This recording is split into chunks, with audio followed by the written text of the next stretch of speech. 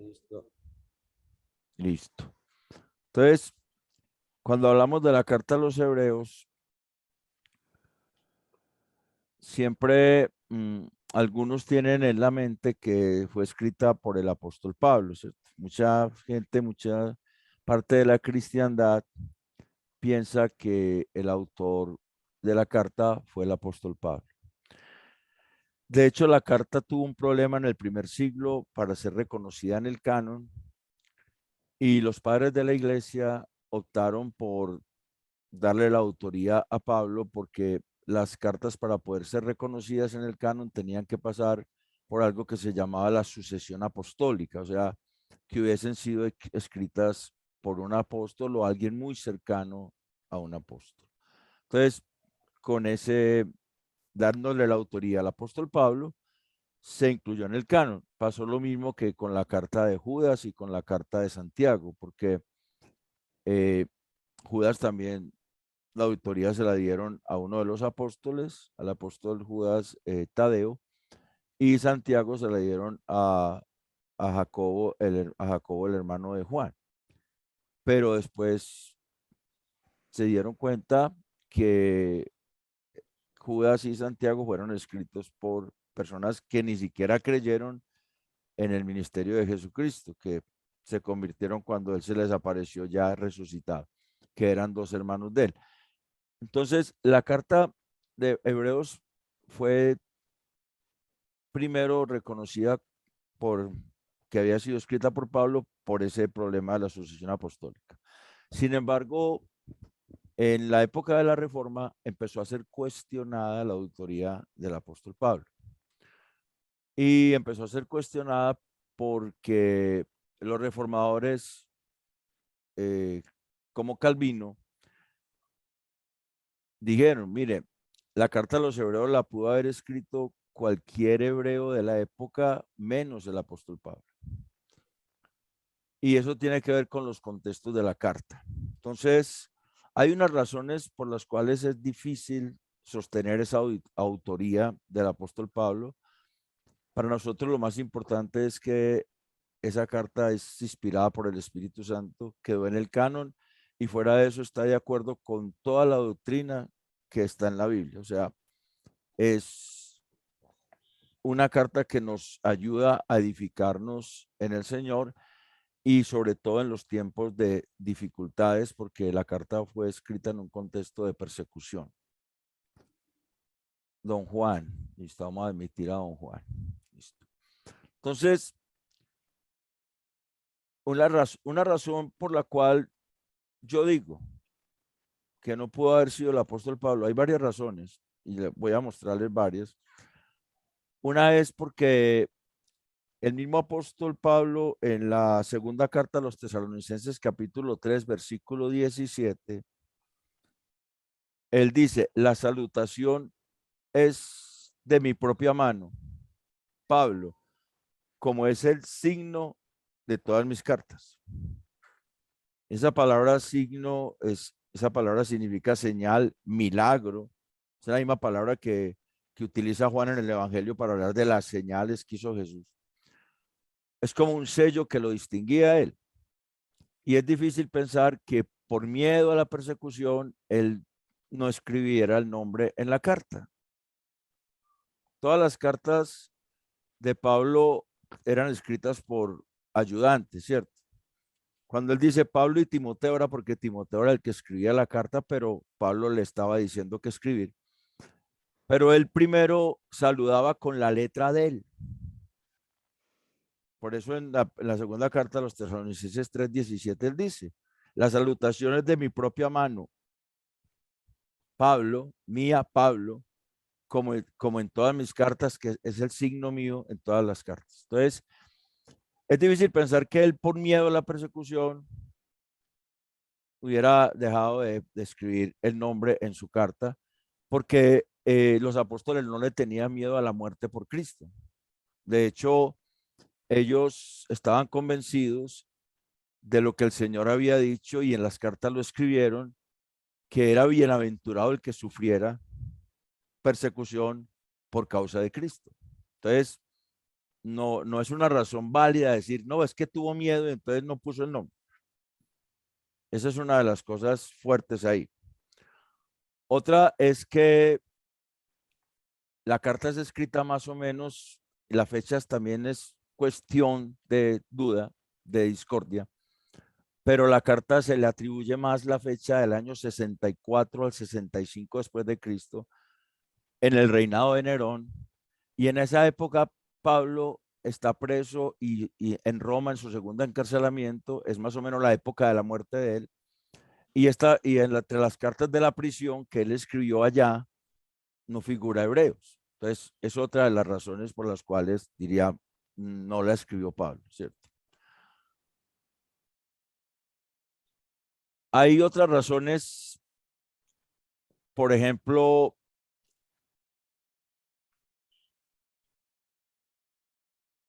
la razón de que la carta contiene referencias de algunos que están en Italia, pero no en Roma. Hebreos 13:24 dice, los de Italia os saludan. En el versículo dice, lo voy a leer, pero en el versículo aparece esa parte, dice, saludad a todos vuestros pastores y a todos los santos. Los de Italia os saludan. Sabiendo que la carta se escribió a una comunidad que estaba en Roma, porque la persecución de Nerón no salió de la ciudad de Roma, no fue como la de Diocleciano en el siglo III después de Cristo, pues fue en Roma igual que la de Domiciano, pero la de Domiciano fue más tarde, por eso hay una fecha ahí discrepante con él. Entonces, y también el mismo autor pide oración al grupo de creyentes para que él sea restituido pronto a ellos, o sea, no porque está preso y no porque está fuera de Roma y él quiere ir donde ellos. Pablo estaba en Roma en esa época. La carta se escribió en un contexto de persecución militar por parte del emperador Nerón. Y esa persecución solamente se llevó a cabo en la ciudad de Roma. Entonces, alguien está pidiendo también entrada. Voy a darle entrada. Listo, Yasmín. Listo. Entonces, es difícil sostener que el apóstol Pablo haya escrito la carta.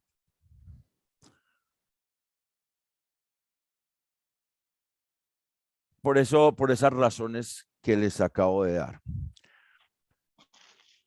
También el griego que la carta utiliza, según los eruditos, es un griego de mucha excelencia. Y ese tipo de manejo del griego puede dar pistas a que haya sido otro autor humano. Entonces, algunos, por ejemplo, dicen que fue Apolos, porque en Hechos 18:24, y quisiera que alguien me leyera ahí, Hechos 18:24,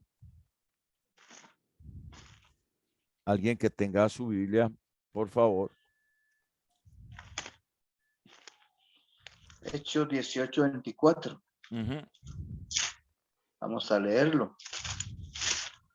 Dice la palabra, dice, llegó entonces a Éfeso un judío llamado Apolos, natural de Alejandría, varón elocuente, poderoso en las escrituras. O sea, Apolos era judío y era elocuente, o sea, tenía una manera de expresarse muy educada, muy de acuerdo a los mismos griegos. Entonces, algunos dicen, pudo haber sido Apolos por esa razón. Otros se decantan por Timoteo, pero la carta también sería muy raro que Timoteo lo hubiese escrito, porque al final de la carta se habla de Timoteo como alguien en tercera persona. O sea, el autor habla de Timoteo como otra persona. Dice en el versículo 23 del capítulo 13, sabed que está en libertad nuestro hermano Timoteo, con el cual, si viniere pronto, iré a veros. Entonces es muy difícil que Timoteo, al escribir la carta, dijera, está en libertad nuestro hermano Timoteo. Entonces, Él se refiere a él en tercera persona, lo cual también es improbable, ¿cierto? Que haya sido él. Otros hablan de Silas, de Bernabé o incluso de Lucas. El asunto es que Lucas no era judío, pero conocía muy bien todo ese trasfondo judío. Y también hay otra posibilidad de que haya sido Priscila.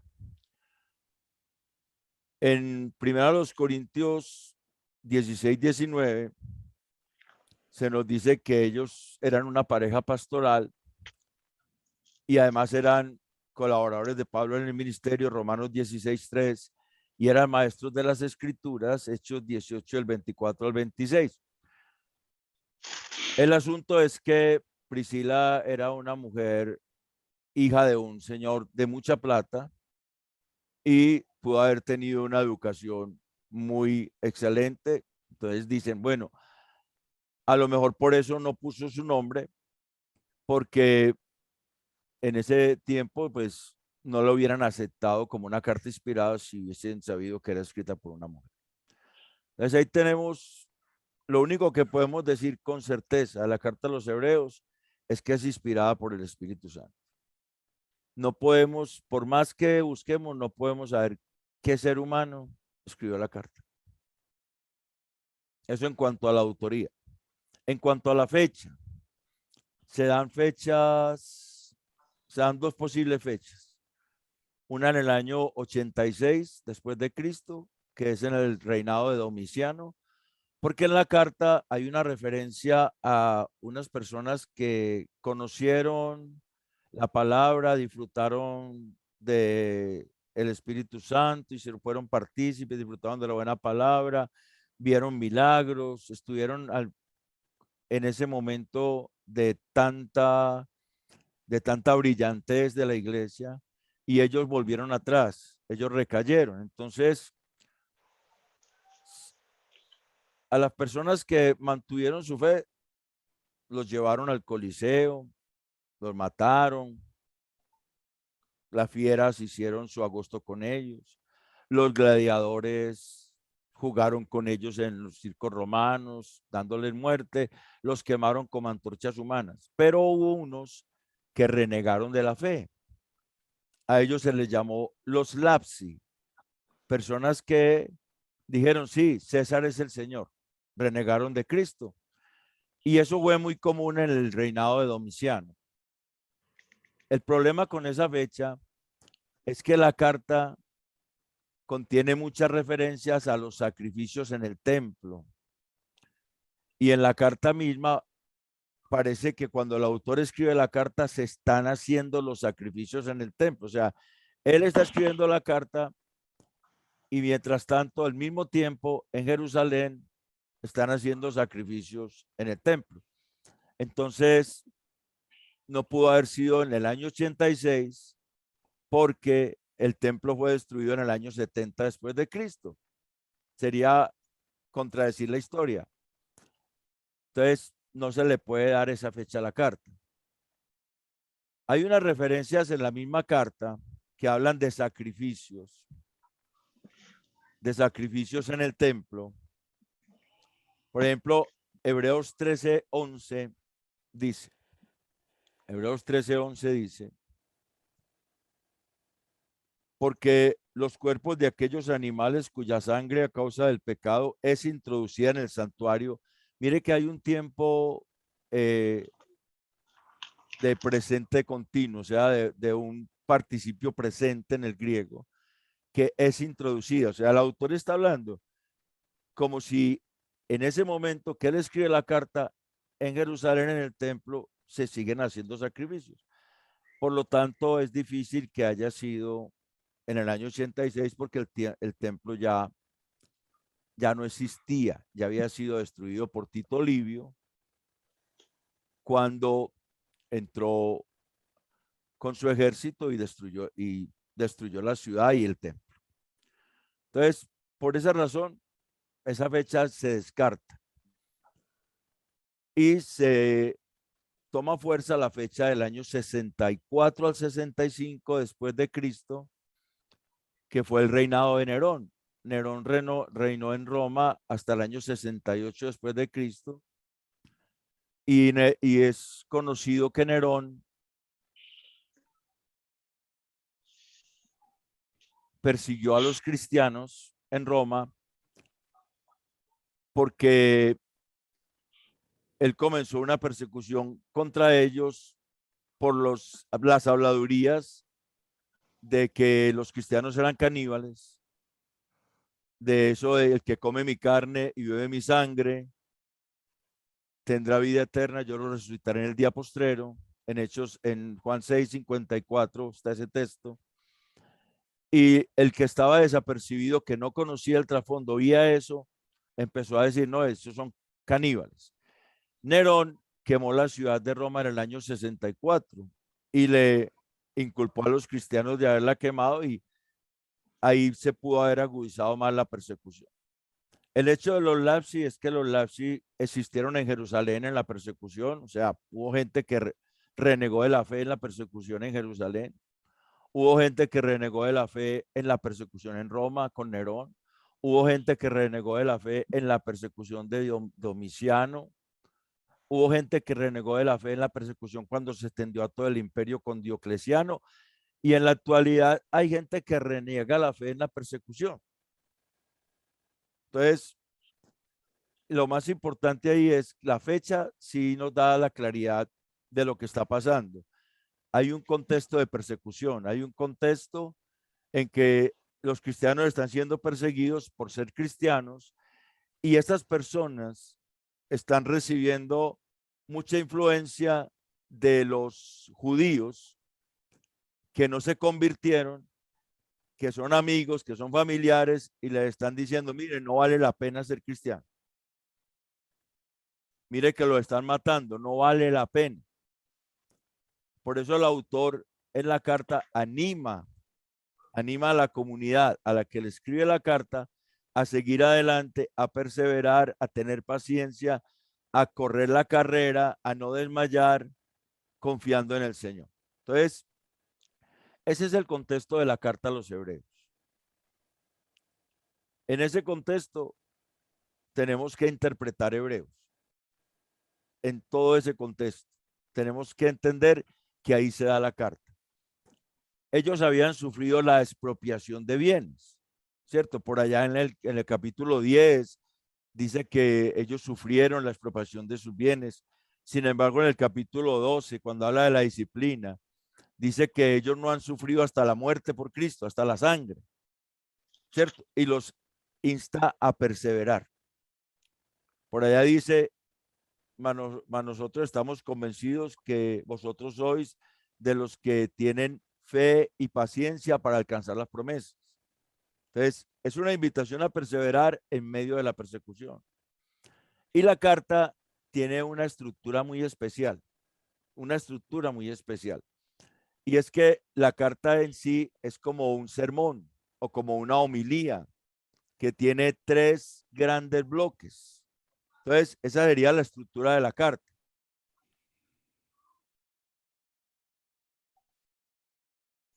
La carta tiene 3 grandes bloques, todos a partir de una declaración general que está en la porción que vamos a estudiar más tarde, que es Hebreos 1, del 1 al 4. Tiene 3 grandes bloques. El primero es la supremacía de Cristo sobre la ley, sus mediadores, sus promulgadores y su señal. La supremacía de Cristo sobre la ley, sus promulgadores, sus mediadores. La ley fue dada según la carta a los hebreos por medio de ángeles. Si usted mira Hebreos 2 dice, porque si la palabra dicha por medio de los ángeles fue firme y toda transgresión y desobediencia recibió justa retribución, ¿cómo escaparemos nosotros si descuidamos una salvación tan grande, la cual, habiendo sido anunciada primeramente por el Señor, nos fue confirmada por los que oyeron? Entonces, todo ese bloque es de Hebreos 1 4 a Hebreos 4:16. Es un bloque que me va a hablar de la supremacía de Cristo sobre la ley, sus mediadores, o sea, los ángeles que la dieron, el mediador de ese pacto que es Moisés, incluso ahí aparece la supremacía sobre Moisés en Hebreos 3 del 1 al 6, y sobre la señal de ese pacto era el sábado, y en Hebreos 3 del 6 al 4:16 se habla de la supremacía de Cristo sobre ese sábado. Entonces, ese sería el primer bloque. Como un sermón que tiene 3 bloques, el primero sería ese, Hebreos 1 del 4 al 4:16. El otro bloque sería Cristo, nuestro sumo sacerdote, es divino, y es un bloque muy grande que va desde Hebreos 5:1 al 10:18. Ahí se nos muestra que Cristo es superior a los sumos sacerdotes levíticos, que identificarnos con Cristo implica madurar y permanecer, que necesitamos madurar porque somos inmaduros, que necesitamos crecer para madurar, que necesitamos estar seguros de nuestra salvación, que mostremos las evidencias de nuestra salvación. Nos da el ejemplo de Abraham, nos dice que el sacerdocio de Cristo es superior al sacerdocio levítico, que Cristo representa el sacerdocio de Melquisedec, que su sacerdocio no es por genealogías humanas, que se hace necesario el cambio del sacerdocio levítico, que el sacerdocio levítico, que el sacerdocio de Cristo, perdón, es perpetuo. Nos dice que el lugar donde ejerce su sacerdocio es superior al tabernáculo, porque ahí nos dice que él ejerce su sacerdocio en el santuario mismo en los cielos. O sea, todo ese bloque de Hebreos 5:1 al 10:18 es esa superioridad del sacerdocio de Cristo sobre el sacerdocio levítico. Y el tercer gran bloque es la preeminencia de la vida en Cristo, o sea, que la vida en Cristo es superior a la vida en la ley. Hebreos 10:19 al 13:25. Tenemos esos 3 bloques como si fuera un sermón. De hecho, el autor de la carta les dice a ellos que reciban la exhortación que él les ha escrito, ¿cierto? En la carta aparece eso, esa palabra, que reciban la exhortación. El mérito que tiene Hebreos es que presenta a Cristo como el cumplimiento del Antiguo Testamento y superior al Antiguo Testamento. Presenta al Antiguo Testamento como la sombra y a Cristo como esa luz que ya trae toda la perfección que no se puede lograr a partir de la ley, que no se puede lograr por esos sacerdocio levítico y sus sacrificios, etcétera, etcétera. Entonces, él nos presenta el Antiguo Testamento a la luz de Cristo. Y por eso la supremacía de Cristo en toda la carta es inminente. Si hay un autor que está escribiendo a una comunidad de un especial de hebreos, una comunidad especial, no está escribiendo a todos los hebreos, está escribiendo a un grupo especial al cual el autor está preparando para que sean maestros. Él quiere que ellos sean maestros y él no entiende por qué no son maestros. Les ha gastado mucho tiempo, les ha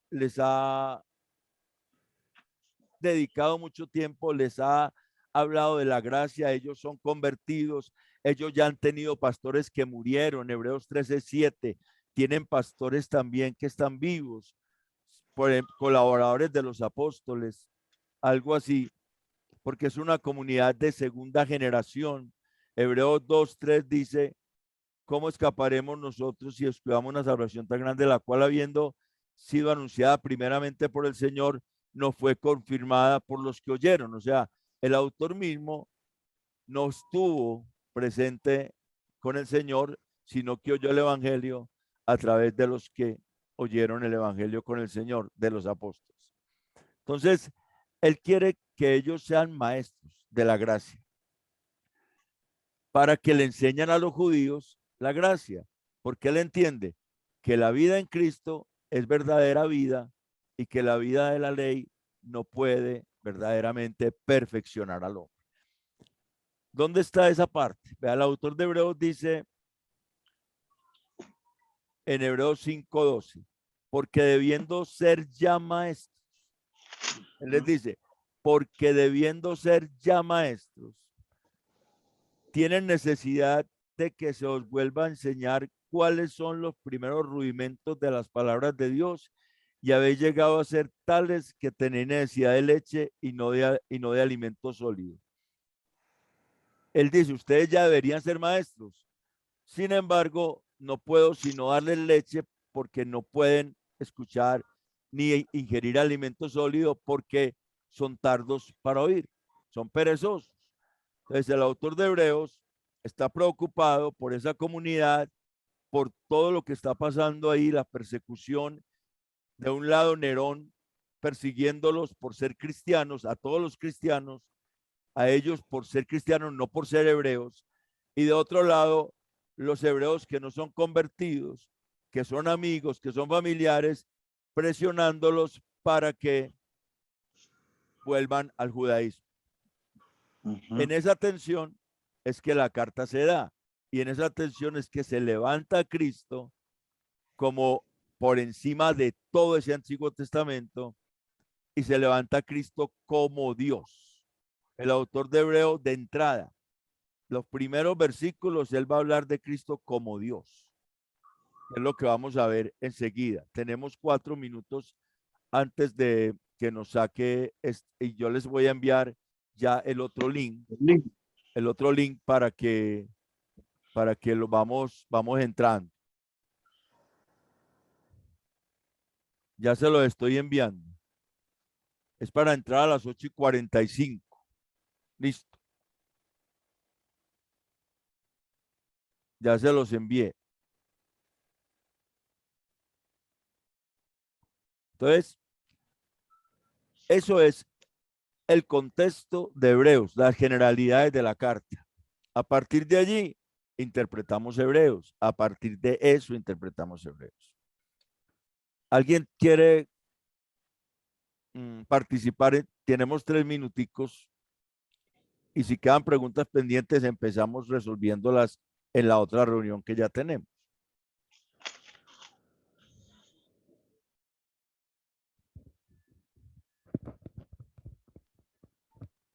Buenas noches, Iván, y a todos, ¿cómo están? Hermana Gloria, Dios le bendiga. ¿Cómo ha estado? Bien, gracias a Dios. Pues fuera de que se llevaron el misionerito ahorita, el carrito por la mañana, se lo robaron. Ay, Muy ay, bien. ay. Dios me va a dar uno nuevo. Es que me pasé a vivir a otro lugar donde es más solo todo. Entonces se lo lleva. Bueno, Dios tiene todo. Espérate que alguien está preguntando que por dónde se envió el link. Yo lo envié al grupo de atributos. Hay que reenviarlo al grupo de Chalón. El link para de las 8:45. Es a las 8:45. No ha llegado. Atributos, sí, lo envié. No lo envié a atributos. Espere, pues yo miro. A ver. No ha llegado todavía, Iván. No, espere. Entonces, espere, No ha llegado. Yo lo envío, listo. Iván, yo quería preguntar sobre, para que ampliara más eso de los rudimentos. Los rudimentos primeros. Pues bueno, ahí los explica. Ya llegó. Ya, listo. Ahí acaba de enviar el link. Listo. No, los rudimentos de la fe. Cuando estemos allá, vamos a mirar los rudimentos de la fe, pero ahí dice cuáles son. Sí, ahí dice. Los rudimentos es como lo básico, ¿cierto? Hay gente que se queda en eso. El arrepentimiento, bautismo. La imposición de manos, todo eso. Hay gente que se queda en eso. Y no profundiza y no sigue y no avanza.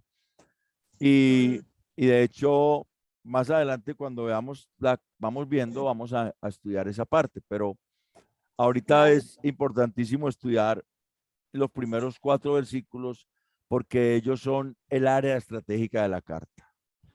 Los 4. Listo. El área estratégica, hemos dicho, ese sermón que es Hebreos, parte de ahí. Ahí están las tres puntos del sermón. Ahí están. Listo, ya nos va a sacar. Entonces, Bueno. voy a por aquí a ver, a detener la grabación. Detener grabación, listo.